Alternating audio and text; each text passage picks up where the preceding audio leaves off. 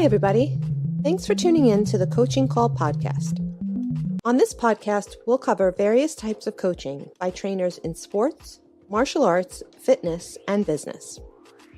We'll discuss each coach's methods to getting the most out of their respective athletes or clients and how they attempt to change the platform in which they coach. Join us on a fun adventure as we discuss unique coaching styles. Coaching is a universal part of how we get others to get something done. Join your host, Rafael, and his guests on this unique journey in coaching. Hi, I'm Sifu Rafael, and this is the Coaching Call podcast. If you enjoy this episode, please subscribe and leave a review. This episode was made possible by listeners like you. Mary, wow, thank you so much for being on Coaching Call. How are you today? I'm great. I'm honored to be here, Rafael. It's an honor to have you. Thank you so much. I really appreciate this. I'm excited for today's conversation. And as I start these, I always want to know about you. Tell me where you were born and who influenced you even before the age of, say, 15. Great question. I was born in Munich, Germany. I'm the child of two Holocaust survivors. Wow. And your question is an excellent question because the journey I want to talk to you about starts when I was fired, but the courage that helped me thrive during the greatest setback in my life was my mother, who was a Holocaust survivor, who was incredibly brave. At the age of 13, she jumped from a cattle car meant for a death camp. And then once again, she escaped from a death march. And during my bleakest, darkest hours, I channeled the courage of my mother, who without her courage, I wouldn't be here. Wow. Powerful. Thank you for sharing that. I mean, I'm sure your mom told you so many different stories that impacted your life in so many different ways. What do you recall most about the survival and the instincts to fight for that life that your mom continued to fight for? Never give up. No matter how bad the odds are, no matter how bleak your situation, get out of bed and put one foot in front of the other. You cannot, no is not an option. Get out of bed, move forward. Because nobody can afford to not move forward, and we all have setbacks. We all do. Wow, powerful. You said it twice, and it made me think, get out of bed. That's powerful. When you think about it, right? Most people, they keep hitting the snooze button. And so they delay their day because they don't want to face their day. When we should be alert and ready to go and get out of bed. I think that's a powerful statement right there. Well, among the different pathways that you and I connect on is fitness and discipline. There's such a strong correlation between the darkest hour and physically sometimes the only thing you have control on. Because if you've lost your job or you're really struggling with the job, you may not have control over your current situation, but you can control your body and you can control your mind. And one way to control your mind is forcing that routine of getting out of bed and forcing yourself into that routine every day at the same time. Yeah. Well, sometimes, for example, this morning, I didn't listen to my alarm because I don't know why I put an alarm. I had my alarm to go off at like 4:20 or something. But at 3:15, I woke up this morning. And I was like, okay, maybe I'll go back to sleep. Nope. And so I got up. I did some stuff. Then I hit the gym. I was at the gym by 4 a.m. when most people are not even up. So I was at the gym. I worked out for a good hour, came home, showered, went about my day doing things. connecting with people, reaching out to people, because I have clients all over the world. So it's about connecting with people who I know who are up at that time anyway. So it was pretty interesting. Very cool. Yeah. So you talk about that we're both aligned in the fitness aspects and the mentality, the habits. Talk to me about that. And when did you, at what age did you realize that fitness was an important aspect in your life? Was it when you were a teen? Was it watching your mom or your dad? What was that like? I would say it came, believe it or not, I've always loved fitness. I love feeling some control over my body and caring about how I look. But especially when I lost my job, it was the only thing that I felt I could control. There were so many unknowns. I didn't know when the next paycheck would come. I didn't know how I was going to support my family as a single mother.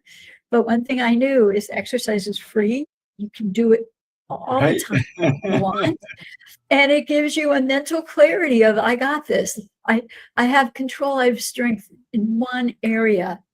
And Mm. if you feel it in one area, it's amazing how it transforms in other areas. Mm. So, and I know you mentioned it already that you lost your job, and that really helped you understand and realign with who you are meant to be. Talk to us about what career paths you took, and then eventually that you were at this particular job and you lost your job, a single mom. Talk to me about your kids, one kid, two kids, 12 kids. I don't know. 2 daughters, and when I was Nice. fired, they were both young enough that I pretty much was the sole support of them. And at the time I was fired, I not only was I worried about feeding them, supporting them, keeping a roof over our heads, but there was the ever looming thought of not going to college was not an option for them. Mm. And losing my job, it was kind of like, oh my God, how did I get here? And the whole book that I've written, Fired to Inspired, is I got where I got because I didn't do the internal excavation to understand who I was. So you and I began talking today about how if you're lured by titles and you're lured by money, how at the end of the day, it Right. can be excruciatingly painful and eventually will affect your health because there's so long you can be a zombie and be an imposter. And Right. that's how I felt a big part of my professional life. So if your listeners are listening to us because they've been fired or they're stuck in jobs they hate, a word of wisdom I have is do the internal excavation to really Mhm. understand yourself. You asked a great question, Rafael, which is tell me about your childhood. Look at your childhood. Look at your teen years. Look at any hints of the puzzle piece of who you are. Right. What were things you've done, even if you didn't get paid, that brought you passion and joy? So the big part of the reason I lost my job after only 2 months is I never liked the job. I was never attracted to it. So if you don't really like what you do, there's not a good chance you're going to do very well. Right. Right. What kind of job was it? It was heading up marketing for a chain of religious assisted care and independent living facilities. I was head of Mm. marketing. Mm. How'd you get to be head of marketing? I mean, you didn't just walk in one day and say, "Hey, this is the job I want." How did you accomplish even that title?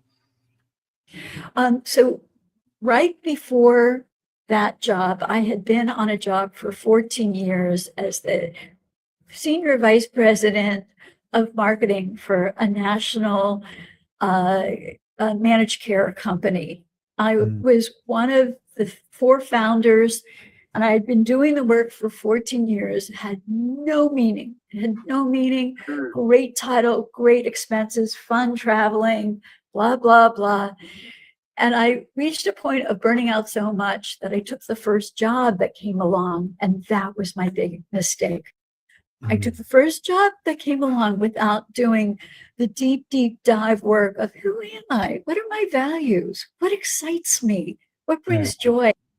And without doing that work, and by the way, I noticed on your site, this is something you do with your clients, is if you're not helping them with business, another area of expertise you have is helping people gather up, look at who are they? What are they about? And what kind of work brings connection and alignment? True. Yeah. I think that, you said it very importantly that you took the next job that was available to you without figuring out if that was the right job for you, right? And Yes, a lot of people do that maybe because they feel like they need something to fill them, or they need to put food on the table. So a lot of people have done jobs that they're not proud of, or jobs that they never would have even stepped into unless somebody said, "Hey, you know what? Pay the bills." Right? absolutely. Rafael, I did some research on a Gallup poll study showed that over 62% of people, working adults, are not aligned with the work they do. That means there's a lot of people, probably many of your listeners, who they do the job because they have to, but they don't. There's a way to make money and make joy and make meaning. It takes work. It does. One of the things that I always say is that when I grow up, I'll get a job. And I say, I'm not going to grow up. Good. I hope you never do. I don't think I ever will. I love what I do. I love the fun aspects of it. And you and I both are in the same field, if you guess, and that's impacting the world that we live in, right? Because it's the world that we have to leave behind for others to be able to live in it and leave something for them to have. Yes. So talk to me about, you said you were 2 months in, you lost your job, you already had been at a previous job 14 years. You had you weren't the secretary, you weren't a low level employee, you were high level. And then you went to this other job and you were, would you say, director of marketing? But Yes.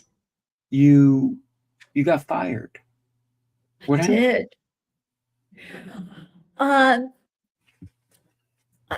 Rafael, I know you might want to edit this because I don't know if you find this appropriate or not, but I'm Jewish. I'm not editing anything. I want the truth.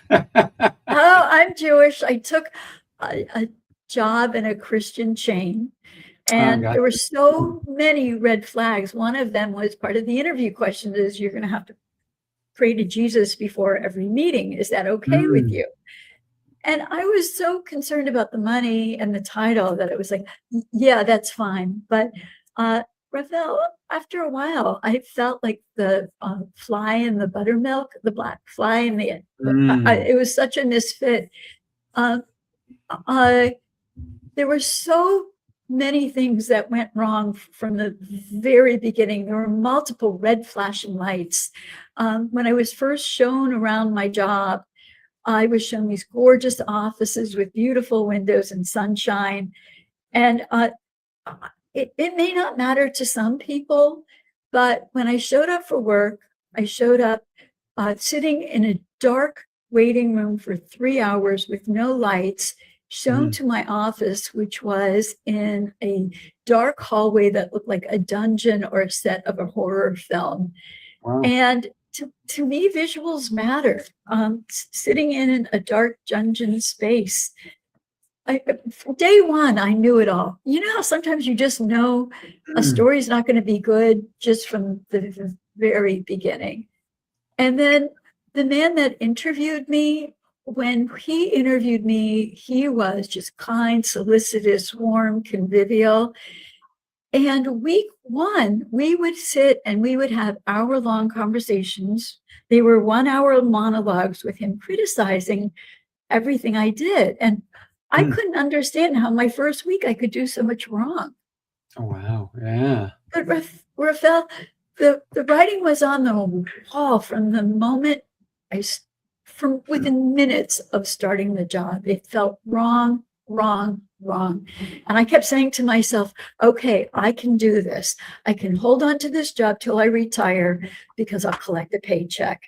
And even then, as I'm saying that to myself, I'm thinking, I hear a voice inside of me saying, no, you can't stay here. You cannot stay here. Right. So you're reminding me, I sat with some clients. Oh my God, this had to be 25 years ago, maybe 25 to 30 years ago. And my clients were extremely happy that their daughter got a scholarship. And I went out to eat with them, and they were super happy. And the daughter was there, and their son was there, and he was looking to get a scholarship in a different school. And they were Jewish as well. And one of the things that they said, I said, well, what school are you going to? It was an all Catholic college. And then I said, how do you feel about that? She goes, it's a free scholarship. I'm going to take it. I said, okay, great. I said, what are the requirements? Oh, I have to go to mass, several times a week or whatnot. And I said, are you going to be okay with that? I never spoke to her afterwards, but I'm wondering, because that has to be an internal turmoil. If I'm going to do something and I have to pray for something I don't believe, I think that's gonna hurt my spirit, right? Whether I'm Jewish, Muslim, Catholic, doesn't matter. Of course, because it's who you are. Else, it's gonna hurt my spirit. And even if I'm not religious at all, and now I'm forced to do something, or even if I don't have to pray, but I have to be in the presence of everybody else around me praying, I don't think that. So I was not sure how she was going to handle it. I don't still know, because as soon as she went to college, they stopped being my clients, because there were more folks. They actually moved. They also moved to where her college, near where her college was. And so it was pretty interesting. And I'm still curious, how did this young girl, did she stay at that school? Because she said she had to lie to get involved with it. And so right there, it's like, how do you deal with that, right? Not a recipe for success. Your turmoil when you were told you had to pray every time you came to work. Yes. No, not just every time I came to work, before every meeting. And so I'd be in 3 or 4 meetings, and every one we had to say prayers to Jesus. And I hope I'm not offending any of your Christian listeners. I hope don't not, have any. Because guess what? Not everybody believes in Jesus, and some people who did believe in Jesus at one time maybe don't anymore. I do believe in Jesus. Yeah. I used to be Roman Catholic, and now I'm Christian. So I still believe. I just believe differently, right? So we all have a belief. You're Jewish, you have your beliefs, and I respect you for your beliefs. And even if you were Muslim, your beliefs are your beliefs. I treat you as a human being first. And that's what I want everybody to understand. Whoever I'm in touch with, whoever's in front of me, I love them for the person they are. So thank you for being here. Thank you. Yeah. So 2 months, they let you go because for some reason he didn't like your performance even from week 1. No.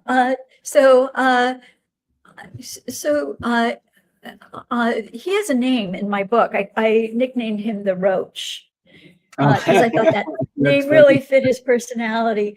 But he felt like when he fired me that he needed to give me every single reason why I was being fired. So when I sat down for my firing, he had a 2, maybe 3-page typewritten, single-spaced documentation of every reason why he fired me, because he said he was once fired and he wasn't sure why, and that he would make sure that every firing he did after that he would make absolutely sure the person he fired knew why.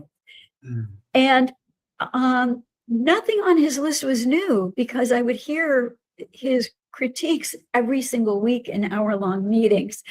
And Rafael, sometimes I look back over what happened and I think, if I had a do-over and if I was the person I am now, then I would have said, screw you, I'm out of here.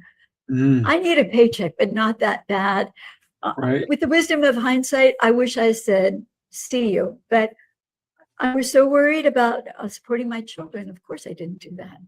Right. Yeah. Well, you got to think about your children first. I think, our kids should always come first, right?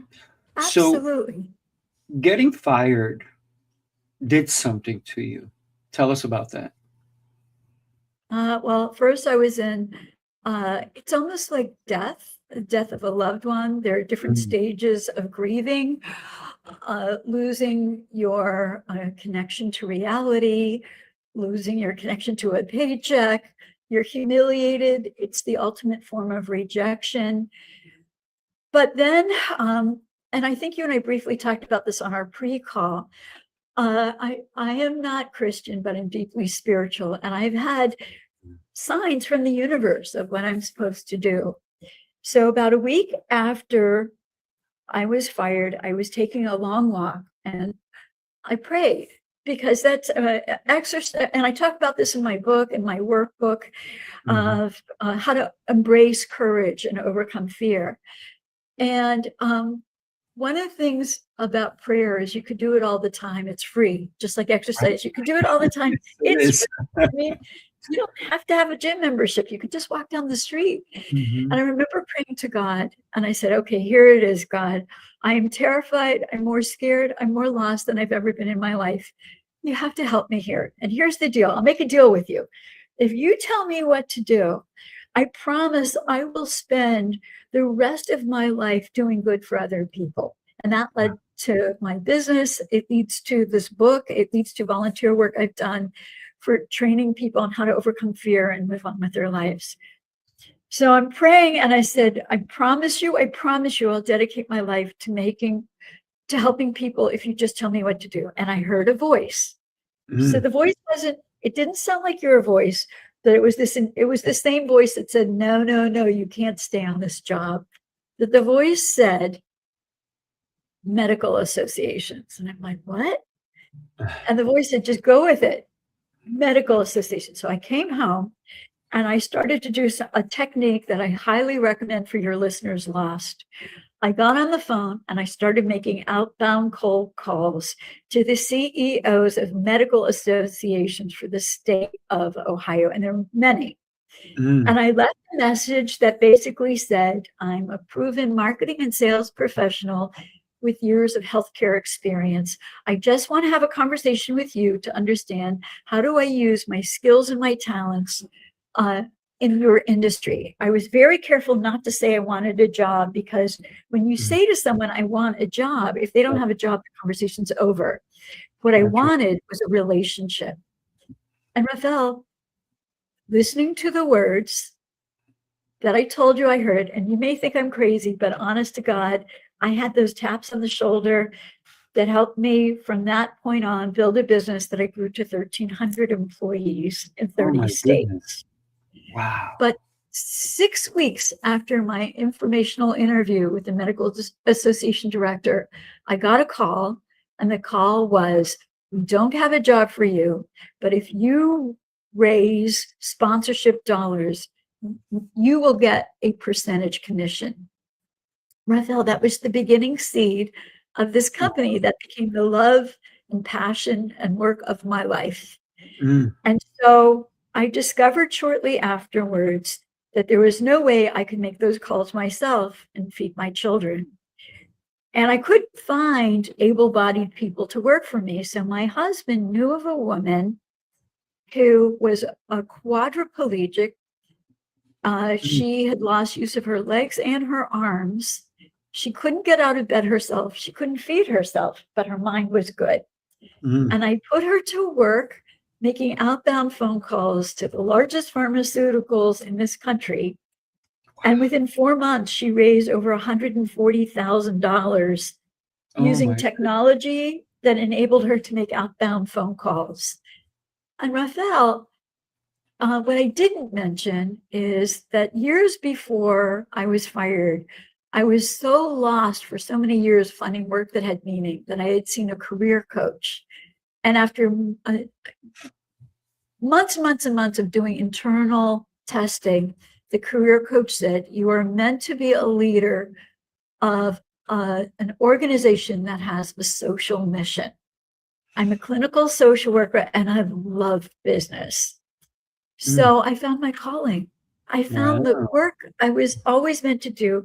I hired her. She was so successful. I went on to hire people who were blind, paraplegic, disabled veterans, people who had a myriad of physical and emotional mental health issues.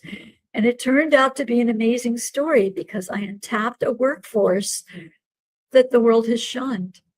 Employers don't know how to hire them. They don't know how to fire them. They don't know how to manage them. They don't know anything about hiring this untapped market. And this is, again, when this God thing came out of the blue. I'm like, maybe a year into this, I get a call from the Rehab Services Commission in Ohio who said, we have $80,000 to spend. We're not going to give you the money, but we'll spend it any way we can. So you just keep hiring people with the greatest disabilities. And I said, I want three things. I want software that will enable me to continue hiring people who are blind or paraplegic from home.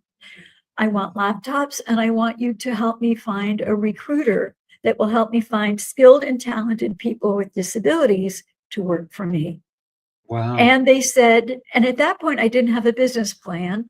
And suddenly I had a business plan. On the spot you did. Right. So, and I was following my bliss, and this was my bliss for 20 years. And I discovered that association work, while it was great, it was sporadic with inconsistent income and jobs. So somewhere along the line, I realized if I got government contracts doing call center work, I would be giving great benefits, competitive wages, and career pathways. And that's how I grew from 20 employees to within 90 days, we grew to 440 employees, getting my first major big government contract. Wow. I love this story because you talked about an untapped market, but what you really did is you gave people who no one else gave a voice. Yes. That's beautiful. Love that. That really is beautiful. Congratulations on doing such in 90 days from 20 to 480. That's really incredible work. So, Rafael, you not only help people who are searching for what their next job, their career is going to be, but you also help business people. And what I learned was the big contract I envisioned didn't happen for 7 years. So for 7 years, I scrambled, I hustled, but it was almost a godsend that it didn't happen earlier, because when I got the contract of my dreams, I had the team in place, I had processes in place, and I had built the foundation that created success. And sometimes your listeners might be really frustrated that their business is not as successful, but that's okay, because your listeners who are struggling to build their business, sometimes things have to happen in their own time and in their own way. Yeah, I believe consistency is the key, right? Because a lot of people quit before they realize the benefits. Yeah. Consistency for sure, right? I'm Mr. Consistency. If anybody who knows me will tell you, I am. When I say I'm going to show up somewhere, I show up. When I say I'm going to do something, I do it, and I do it, and I do it, and I do it, and I don't quit. I don't know how to quit. So, good. Especially when it comes to helping somebody, right? I don't quit. Good. Yeah. Can I share a video with you? Just take a quick look. Absolutely. This is, of course. Sifu's Mind Body Method. Take a look. You followed the rules. tried the restrictions, counted the carbs, the steps, and the failures. You're not lazy, you're exhausted from doing it all without real change. What if the problem isn't you, but the plan? Sifu's Mind-Body Method is a 90-day transformation built on 7 unshakable pillars: mindset, movement, nutrition, hydration, fasting, journaling, and faith. This isn't another shortcut. It's your structure, your strength, your reset.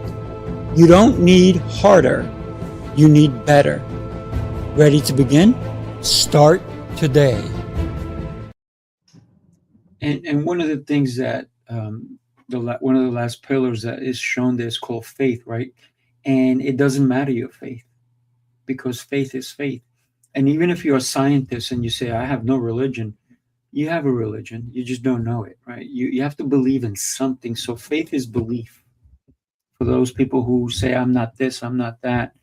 But I think even somebody who says they have no religion in their life, they have to believe in something. So that's faith to me. Beautiful.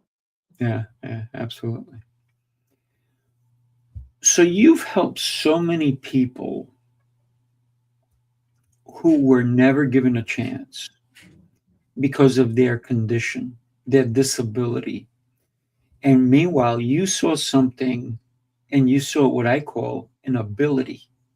Because when something else is disabled, something else becomes enabled, right? Beautiful. Yeah.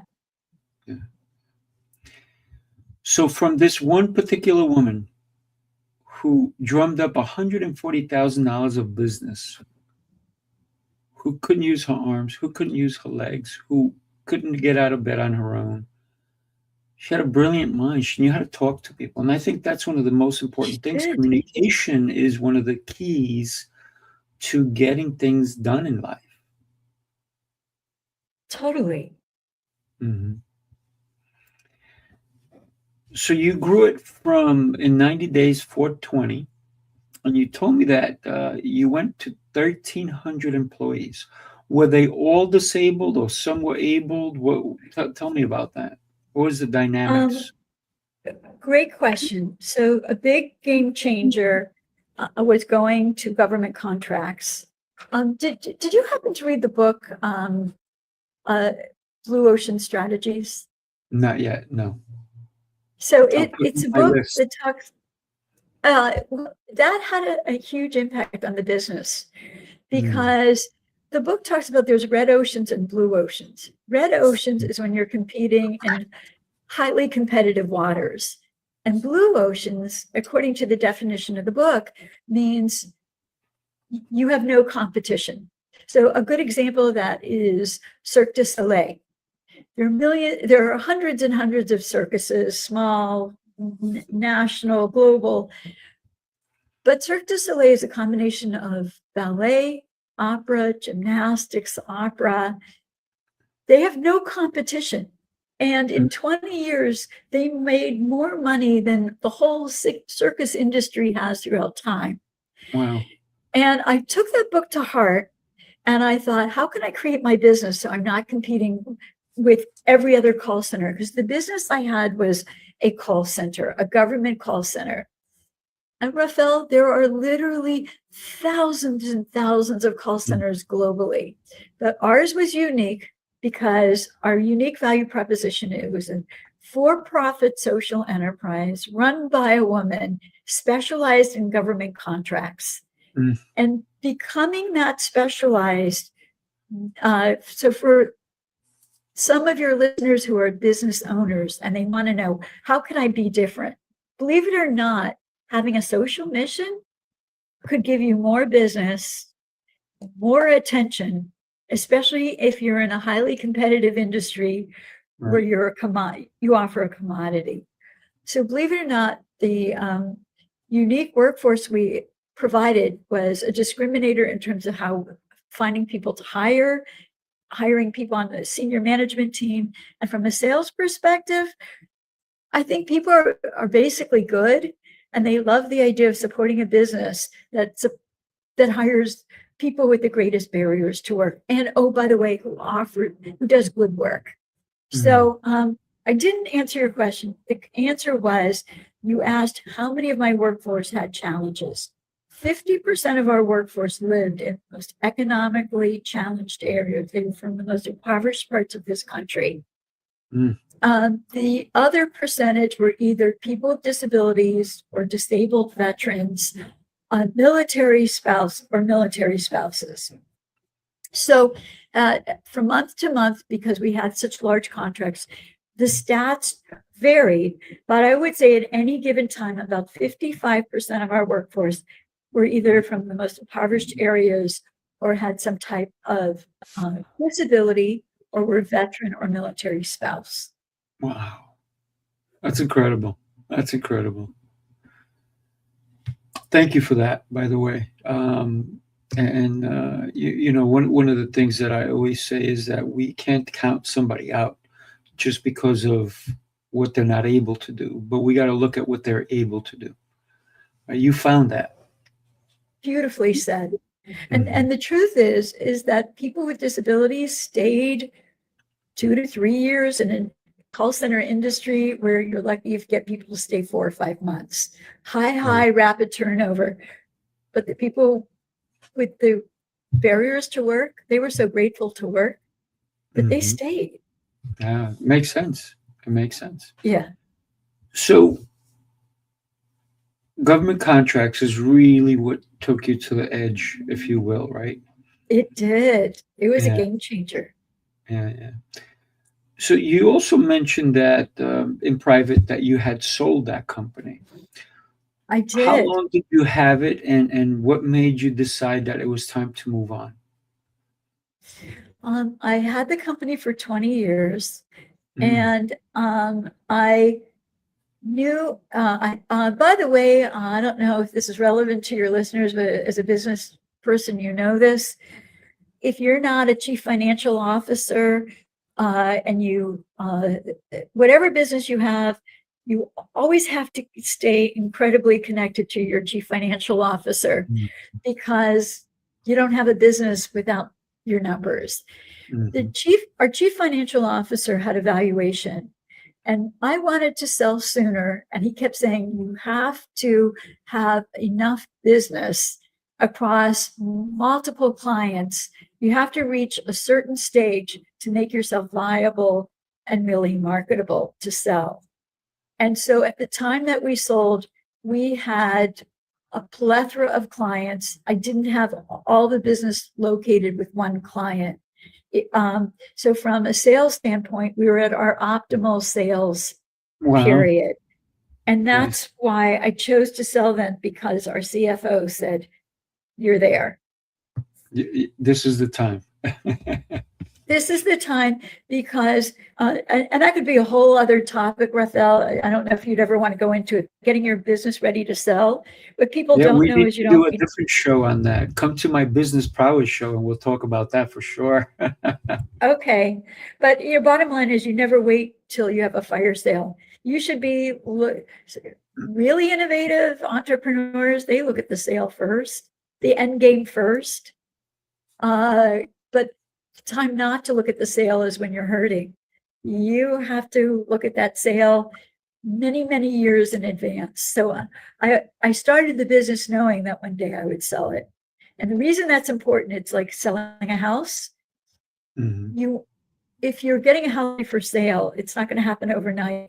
You have to start building upgrades so that every upgrade you do will maximize the sale of the house. And that's the same thing that could be said about a business. I know you agree with me.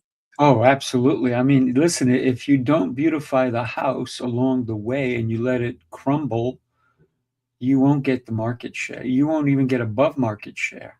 So one of the things is I left one of my houses to my ex-wife, is that it was so upgraded because the value went from a couple of $100,000 to millions, because of those upgrades and the Yeah. beautifying of it. But we enjoyed it too. We didn't just do it to sell it, but we did it because we were enjoying it as well, right?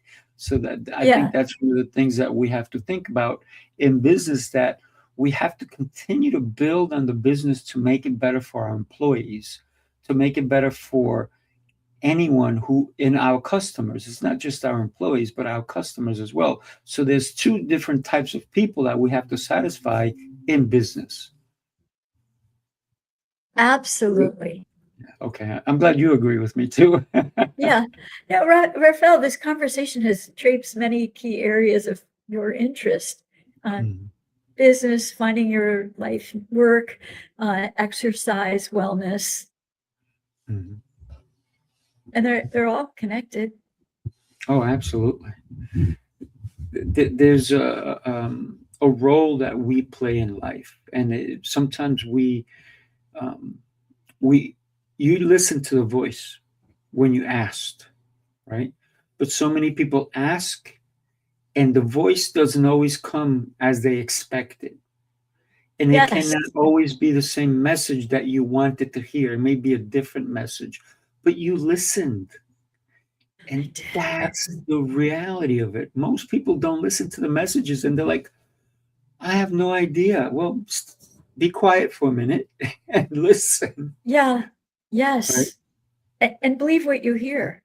Don't doubt it. Yeah. Because you heard medical and you're like, what? I don't do that. Well, I had a lifetime in health-related marketing and but sales. not in that area, right? No. Incredible. So, Merry, you decided, how long has it been since you sold your business, and what was your next step after doing so? I sold the business first quarter 2024, so it hasn't been that long. And the next step was, I knew I had this book in me, and my life is filled with so much joy because I just became a member of Rotary. I do volunteer work. I take painting classes. Everything I do is just infused with joy. Love it. Love it. So you do volunteer work. Why do you do volunteer work? Why is that an important part of who you are? Because I think for those much has been given, much is expected. It's my way of paying forward, paying back. I mentor people, business people who can't afford coaches. But everything I do, it's because I try to pass forward my skills, my talents, because I want to leave this earth. I'm not going to leave it with any money with me. But what I will hopefully leave is helping people who were just lost and confused, feeling alone. If I do that, I've accomplished something. Now you are already doing it. Look at how many people, when you did have your business, how many people you gave a chance who nobody else was giving them a chance because they're in bed. They can't get out of bed, right? Yeah. You saw past that. Your husband introduced you to someone, and this particular woman showed you that, hey, thank you for giving me a chance. Look what I could do, right? That was beautiful.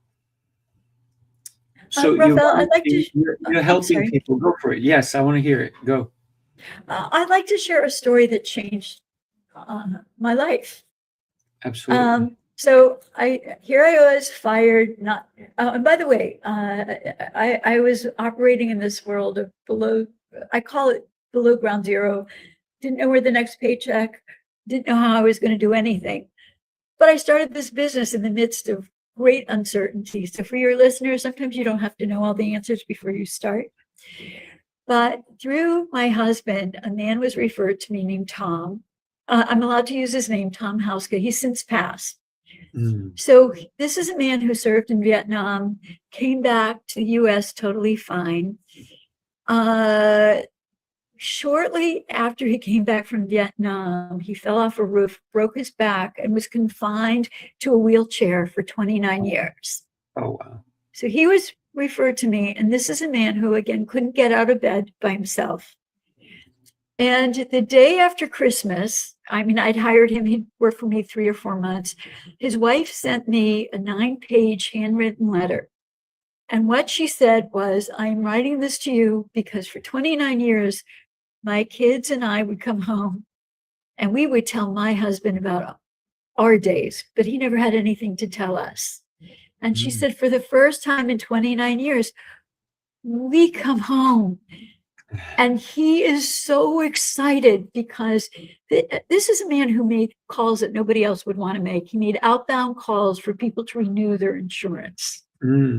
This is what he did all day. And Rafael, there were days he was too sick to get out of bed. So he had our rehab engineers construct a hospital table, a hospital bed table over his bed for when he couldn't get out of work. He didn't want to miss work because he couldn't get out of bed.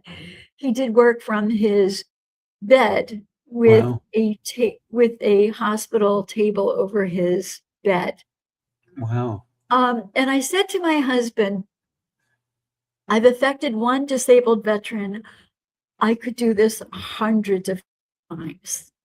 And That's I right. never forget my husband saying, oh, you're just being emotional. And I'm like, no, this is my path. And it was. And we hired hundreds and hundreds of disabled vets, many of them because of PTSD. They couldn't work in a regular office environment.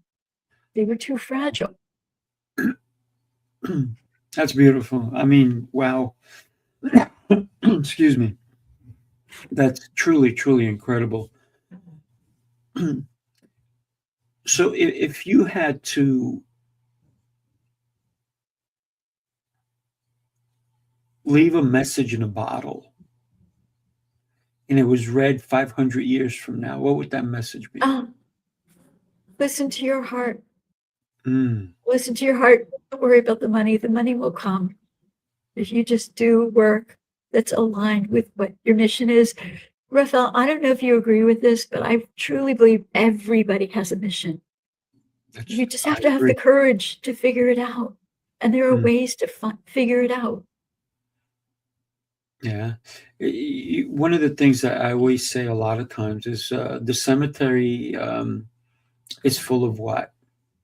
And a lot of people say dead bodies. Right. And I say dead dreams. Because people dreamt, but they never shared. They never expanded on their dreams. They didn't take action. And they didn't even tell anybody. They just had these dreams for themselves and didn't voice them out. Right. So, Mary, when you talked about your 2 daughters as a single mom, what was their take now that you can talk back to them and say, even ask them questions? Do you know what their take was on what they saw you going through? At first they didn't know, because I mean, here they are scared because I had to cancel subscriptions, all the frills we had, just cut them out because we couldn't afford them. But I can tell you now, they are so proud. They're so proud of me, and the 2 of them have always lived lives with their heart because they saw me do it. Right. That's beautiful. And to your listeners, if you choose not to be with your heart, your kids will know it. But if you choose to be with your heart, your kids will know it. Yeah. The heart doesn't lie, for sure. No. It does not lie. When we think about business, business doesn't happen without people.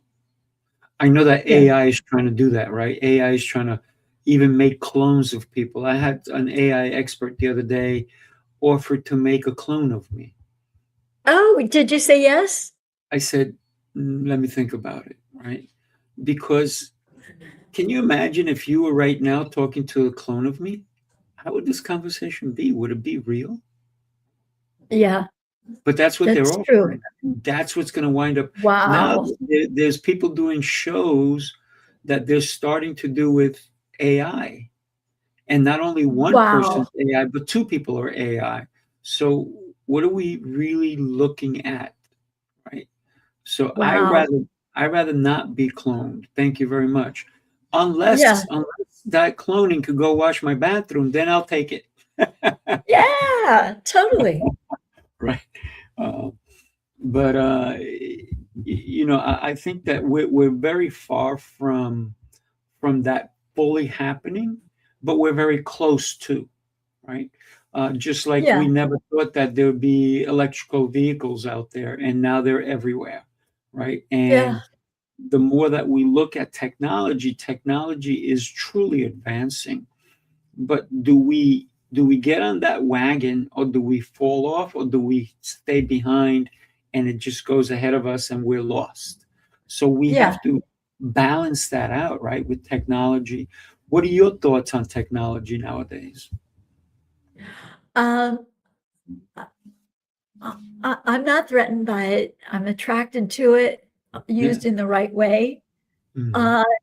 I think if people worry about jobs, but you're always going to need the human element. Even in the call center industry, it was Mhm. going through a major transformation because AI could take a whole bunch of calls that humans did, but the more complicated calls, you still need a person. Mhm. You Yeah. still need a person. I've been seeing things of AI receptionists. Yeah. So that, and it's even been offered to me, have someone answer the phone for me, and you give them all the prompts and all that good stuff, and that's Yeah. okay to balance a couple of things out. But you're right, when it comes to the deeper issues, we still need to have that conversation. So the AI has to still say, let me connect you with somebody, right? Yes. Yeah, yeah. And I got to tell you, AI is not going anywhere. And actually, I think it's at the beginning stages. I can only imagine what 30 years from now would look like with AI. Yes.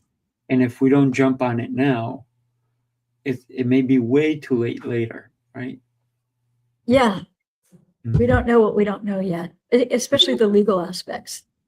True, true. Can you imagine?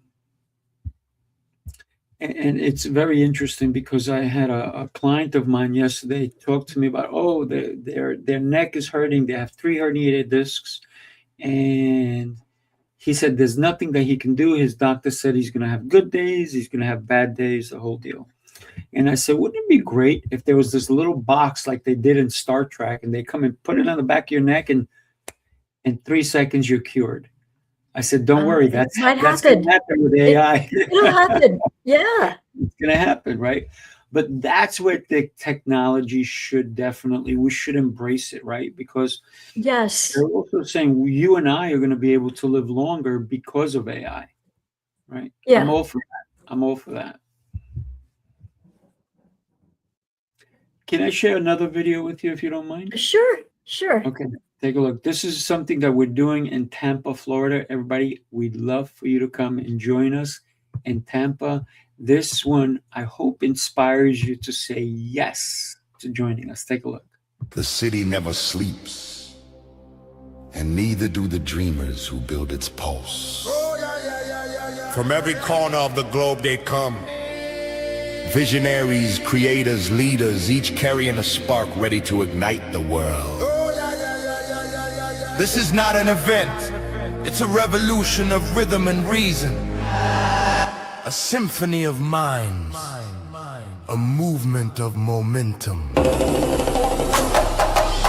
Sifu Rafael, Lancelot, Jose Escobar. Together they set the stage for brilliance. This is the NYC experience. Mastermind, light up the city. They coming from the east, coming from the west. Knowledge on deck, put the truth to the test. Leaders in motion, hearts in sync, dropping wisdom so deep it'll make you think. They bring stories, sweat and flame, different faces, one shared name. Elevate inspiration, that's the sound. NYC Experience Mastermind, where purpose is found. Boom. Come to Tampa with us. That Come and looks have some fun. glorious. Say that again? I said it looks glorious. Oh, it's so much fun. I got to tell you, so happy that we started this New York City Mastermind experience. And not only we've done it in New York a bunch of times, and now we're taking it to Tampa. After that, we're going to Ireland and Chicago, Atlanta. Cool. So we're taking it a lot of different places. So, Mary, you need to come and join us. It will be so much fun. It would be great. I have a whole bunch of travel going on, but Mhm. I will absolutely keep it in mind. Absolutely. So when you think about your book, what made you write your book? That voice. I knew I was meant. I wrote it. I started writing it like 4 or 5 years before I sold the business. I just knew I have a message that the world needs. And Right. I feel like conversations with people like you is my fulfilling what I'm supposed to do. I feel called, just like you do. Mhm. Yeah. Fired to Inspired, right? And your website is going across the bottom. It's firedtoinspired.com. What can people expect when they come to your website? They're going to have access to 2 free workbooks that they could download, helping them to sort through how do you get past fear. Because as we talked about, Rafael, a lot of people stay stuck in fear and they never realize their dreams. On the other thing that keeps people stuck is they don't know what they're meant to do with their life. I mean, you didn't wake up one day and say, I'm interested in body, business, helping people find their careers. It all happened with the process. Mhm. You discovered what you love, not one day you woke up and knew it. I'm assuming that it was a Correct. process of work that you did. It was like, wow, I really like this. I'm helping people. Mhm. So it's 2 free workbooks and just learning more about me, who I am, and my offerings. I love that. Thank you for sharing that. And Mary, you said something really powerful earlier. You said that one of the things that you do is you help people who cannot afford a business coach, Yeah. but they're looking to advance themselves. Now, a lot of people don't understand the value until they're in your presence. And so some people go, oh, free business coaching, oh, that's not going to help me. But when they're in your presence, I can already tell that they're going to get so much from you. Do you ask them to pass it forward so that they can help someone who may also be in need down the line when they become successful, right? Right. I should. And Rafael, just so you know, the people I do free coaching for come as referrals from nonprofits that help business owners find their way. You